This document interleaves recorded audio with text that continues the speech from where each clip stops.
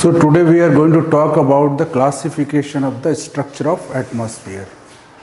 This any classification depends upon the criteria that you take. For example, if we classify this whole class on the basis of sex, then definitely this whole class can be classified into two groups. The one group will be the group of males and another group will be the group of females. In the same manner, if you change the criteria, then the same class can be classified in a different manner. For example, if you change the criteria, if you take the criteria, if you take the the religion as a criteria, then some people may belongs to Hindu, some people may belongs to Christian, some people may belongs to Muslim community. So whenever you change the criteria, then the same thing can be classified into different manner. In the same manner, whenever we classify the structure of the atmosphere, this structure of the atmosphere also can be classified by taking a different criteria. And whenever you change the criteria, then the classification also will get changed. For example, if you classify the structure of the atmosphere on the basis of composition, means what actually it is made up of, then the atmosphere can be classified into two zones. The first one is called as a homosphere, and then another is called as heterosphere. So homosphere is close to the Earth's surface. This is called as homosphere because this is homogeneous in terms of the composition. Like for example, if you take throughout this homosphere, if you take one sample from New York and another air sample from the Mumbai, then you will find that the proportion of all the gases will remain the same in both the sample. Like for example, if you have the 78% of nitrogen in this sample, and if you have a 21% of oxygen or 0.05% of carbon dioxide, then you will find that in both sample the proportion of these gases will remain the same.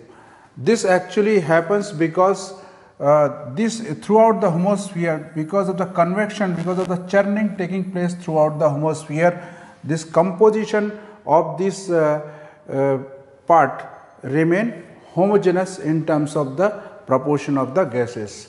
Whereas in the heterosphere, because above this height there is no churning taking place, that's why in the heterosphere all the gases get themselves arranged according to their molecular weight. So you will find that on the top of this heterosphere, you will find that lightest gas will be on the top of this heterosphere, and the heaviest gas will be found on the bottom of the heterosphere.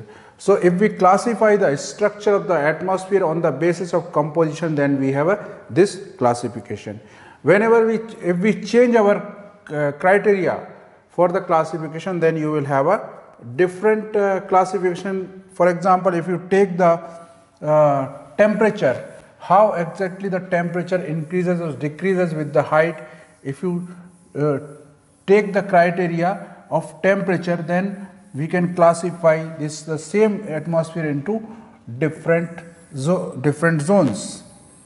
So you have on the basis of how the temperature increases or decreases with the height, you can classify this structure into 4 different zones.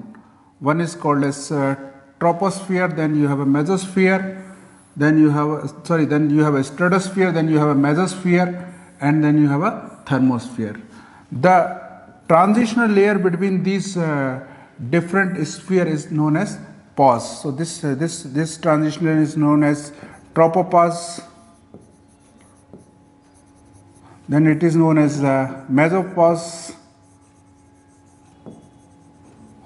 Then this is also another transitional layer. So whenever on the basis of how temperature increases or decreases the height, we can classify this whole atmosphere into 4 different zones. In the troposphere, the temperature keep on decreasing because of the two factors. The first is that we are moving away from the heating source, because earth is the heating source of the atmosphere. That's why whenever you move away from the heating source, then temperature is definitely going to get decreased. The another reason why the temperature decreases with the height is because of the fact that the most of the gases which is responsible for trapping the long wave radiation is found close to the earth's surface. And as we move up in the atmosphere, then the atmosphere becomes rarer and rarer. So that's why the temperature will keep on decreasing. In the mesosphere, in the stratosphere, the temperature again start increasing because of the presence of ozone in this part. This ozone is responsible for actually absorbing the ultraviolet rays coming from the sun. That's why the temperature throughout the stratosphere keep on increasing. Again in the mesosphere, the temperature start decreasing because of the fact that the first of all this area is away from the heating source, and the second thing is there is no presence of ozone in this part. That's why the temperature will keep on decreasing throughout this mesosphere. Then again thermosphere, the temperature start decreasing because this part is very close to the sun, and this part actually theoretically we have a very high temperature in these places, but we cannot actually experience this high temperature because in this part the temperature becomes so rare that hardly you can experience this temperature, but the atmosphere remains in an atomic state. So that's why, because these atoms are not able to radiate back this energy which is coming from the sun, that's why the temperature in these places remains very high. The another classification, if we classify this structure of atmosphere on the basis of the chemical reaction taking place in the atmosphere, then we can classify the atmosphere into chemosphere and non-chemosphere. In the chemosphere, most of the chemical reaction takes place in the chemosphere because this part is very close to the sun. That's why actually this basically in this chemosphere the ozone formation takes place. Ozone is basically formed in the chemosphere, but it is found in the stratosphere because after having been formed, it start getting settled in the stratosphere. So in this chemosphere, the O2 get split into O plus O, and again this O will combine with the O2 to form the ozone. So this is in this part the chemical reaction takes place because the amount of energy availability is more in this part compared to the part which is close to the Earth's surface. Again in the same manner you can classify this atmosphere on the basis of ionization. Then this classification will be ionosphere and non-ionosphere. So in the same manner, whenever we change the criteria, then classification also can get changed.